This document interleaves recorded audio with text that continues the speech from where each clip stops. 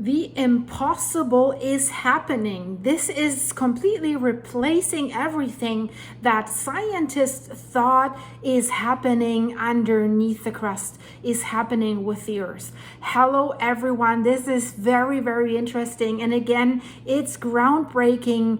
A new study, an international study, has found something that is absolutely new.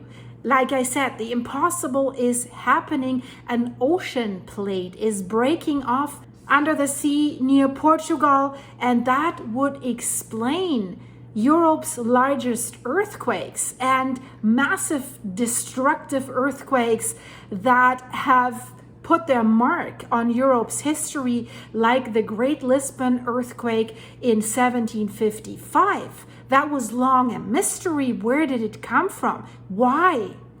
On the morning of November 1st, 1755, a series of earthquakes occurred in the morning, and they have caused serious damage to the port city of Lisbon in Portugal. They have these quakes together have ended over 60,000 people in Lisbon alone. And keep in mind, the city hasn't been as densely populated at that time as it is now. Violent shaking has demolished large public buildings, but also 12,000 other dwellings, has basically erased the city, because November 1 was also the All Saints' Day, so a large part of the population was attending a mass at the moment the earthquake struck, and the churches were unable to withstand that shaking and this earthquake, this massive seismic shock, so they were collapsing and ending and injuring thousands of worshippers.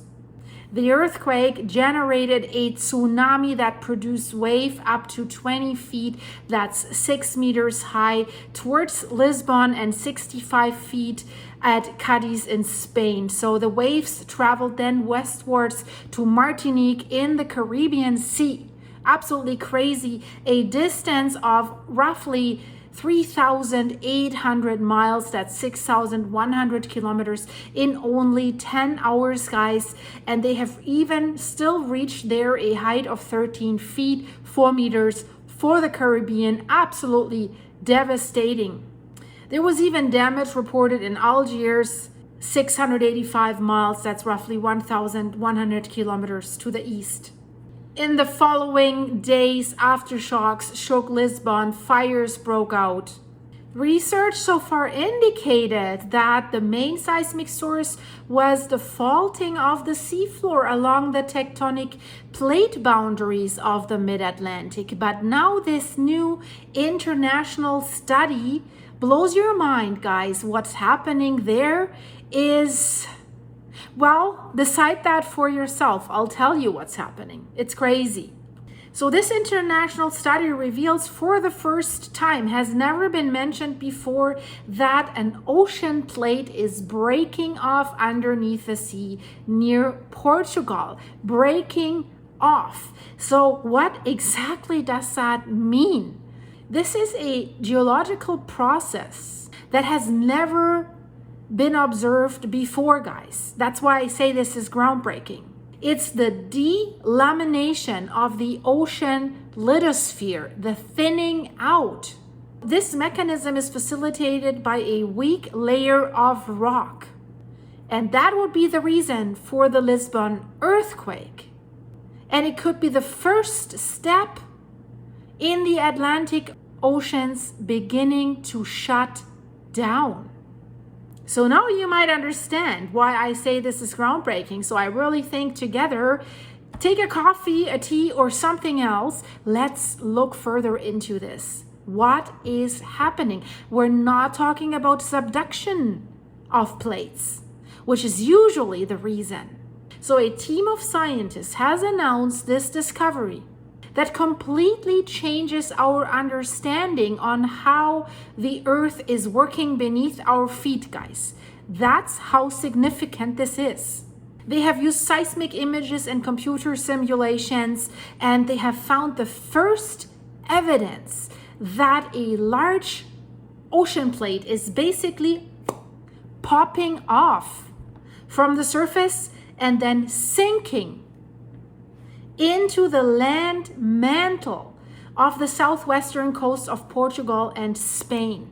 The whole plate is sinking. Usually we see that in subduction zones like the Cascadia subduction zone. One plate is subducting underneath the other, and the subducting plate is sinking into the mantle. There it is recycled, it's melted, and then pops off as volcanoes. That is very simply described. But no, the whole thing is sinking.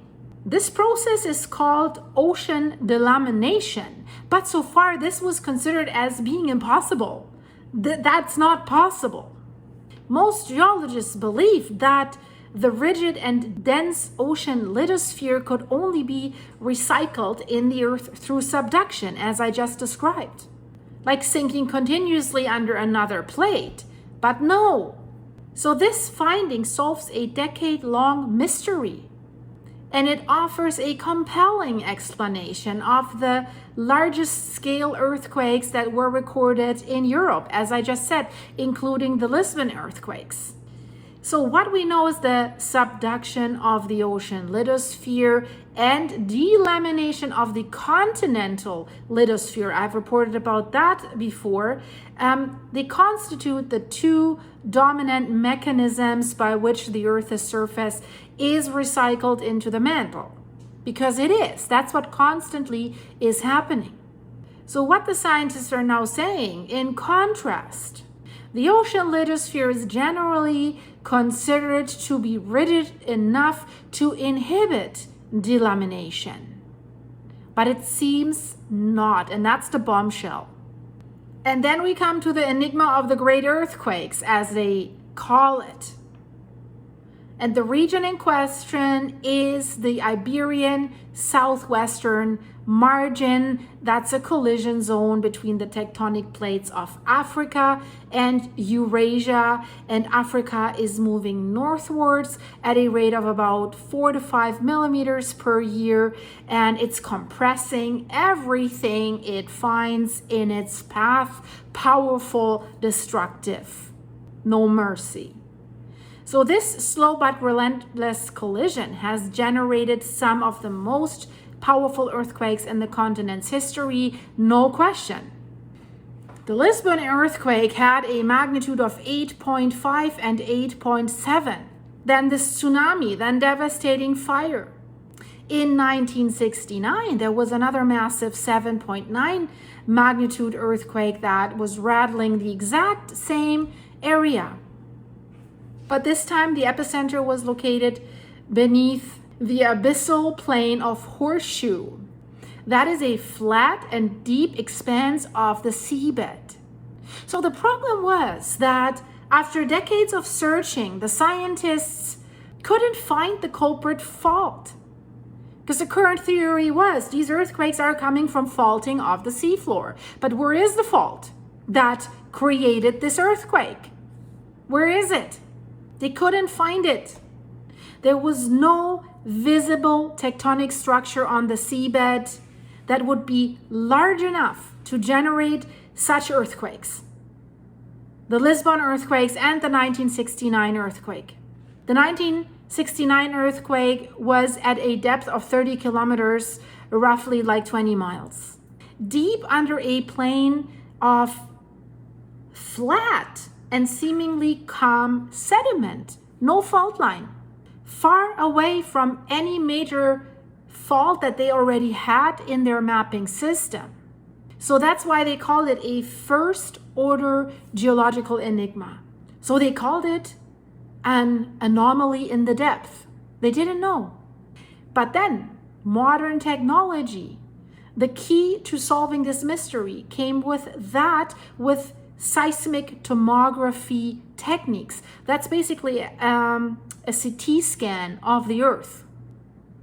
So they were analyzing how seismic waves were generated by distant earthquakes and then how they traveled through the underground. So by monitoring that, scientists can create three-dimensional images of deep structures. They can find magma chambers. They have created artificial earthquakes at the Yellowstone supervolcano. And what did they find? I'll put this video in the end screen. They were using a big truck that was generating earthquakes at the supervolcano.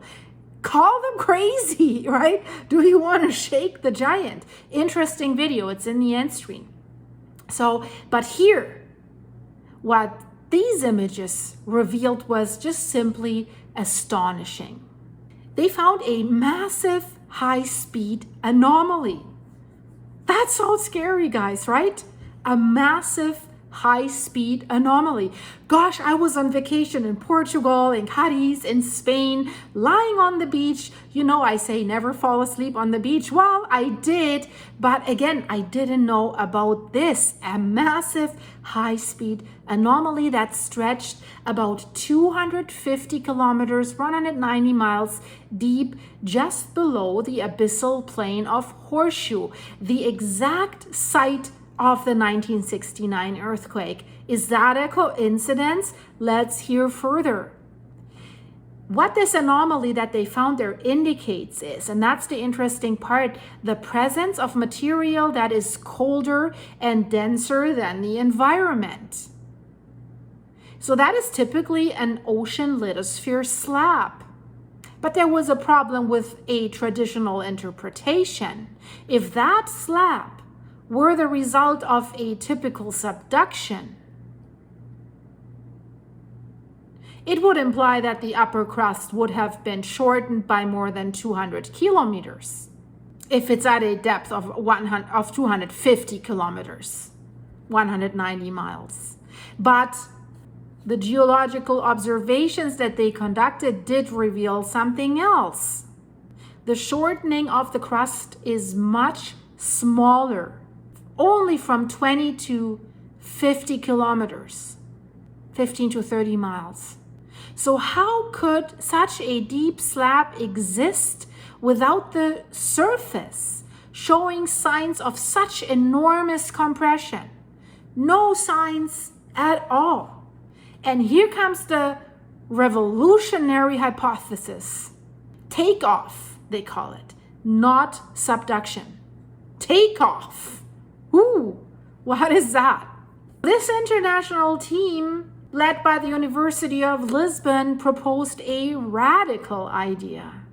The slab is not sinking into a continuous subduction, but it's taking off from the top. So their theory in detail is the following. The ocean lithosphere in this region is special. It's the remnant of a very stretched continental margin during the opening of the Atlantic, where basically the basaltic ocean crust never formed properly.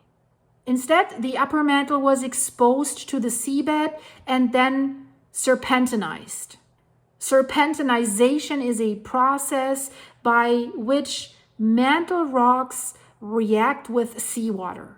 And then they're becoming greener. They change the color, weaker and much less dense. And then this serpentinized rock layer that it has a thickness of roughly 7 miles, 10 kilometers, basically acts as a natural pull-off layer, a giant lubricant surface that allows the dense, cold, metallic lithosphere underneath to separate from the lighter sedimental crust that sits on top of it. Delamination. If you have a piece of plywood and you make it wet for quite a long time, it's delaminating, right?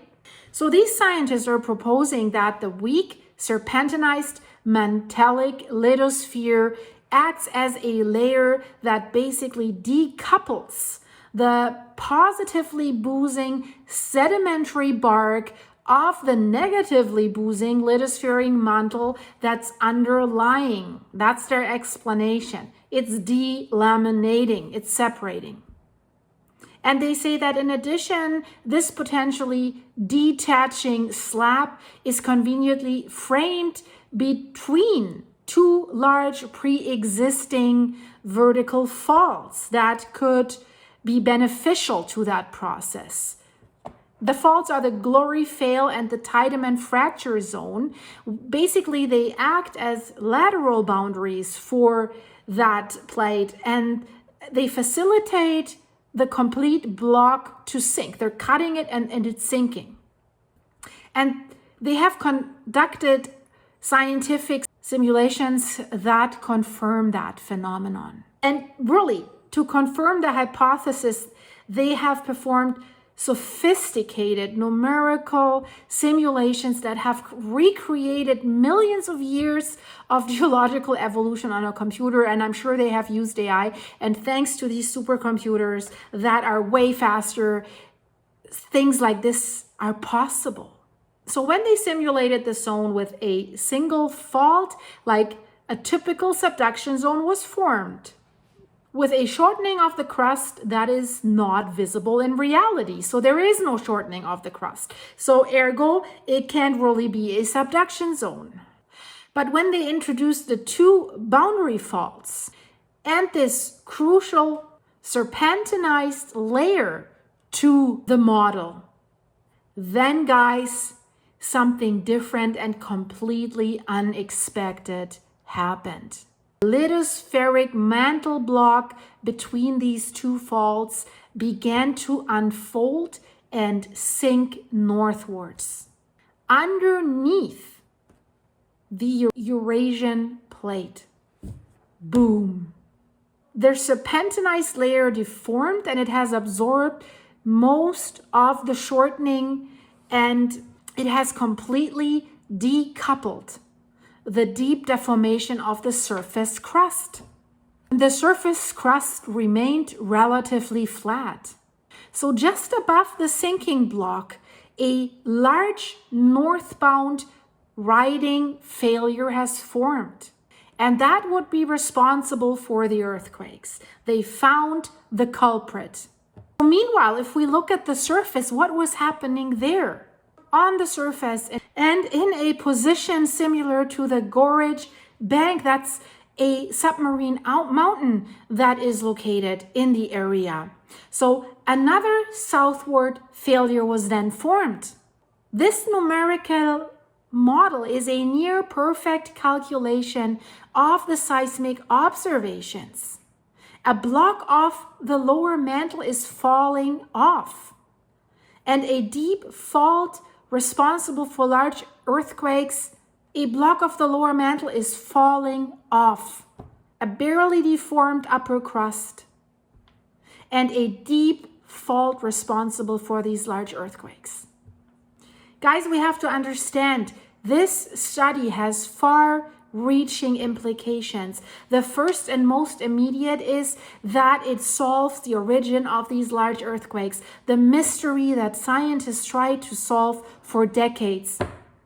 So the authors calculated that the north descending fault they form in their model as a rupture area of about 20,000 square kilometers. So according to their calculations, this is perfectly capable of explaining the Lisbon earthquake event.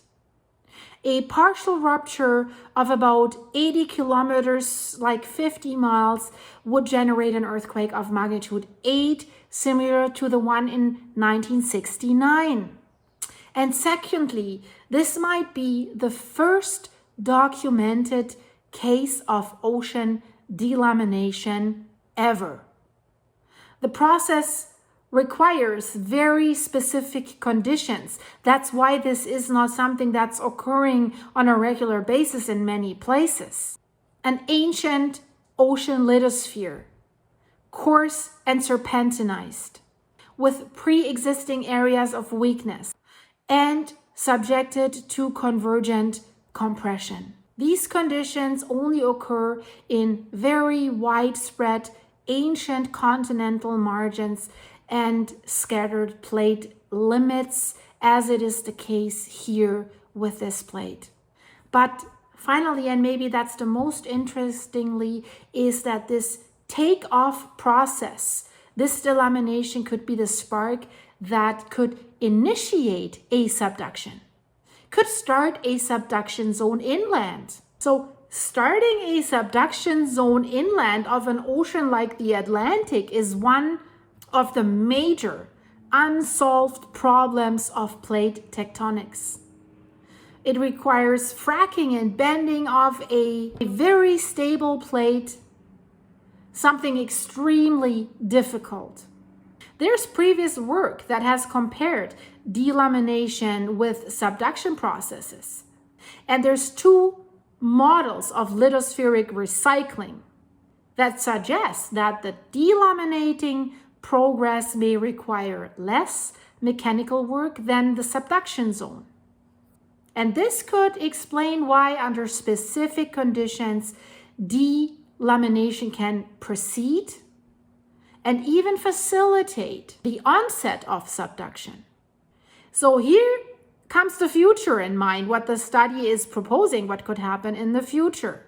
If this process continues, and it looks like it does, if the block is removed, this will eventually completely separate, that block will eventually completely separate, and the Eurasian lithosphere will begin to sink underneath the African plate. That would form a new subduction interface.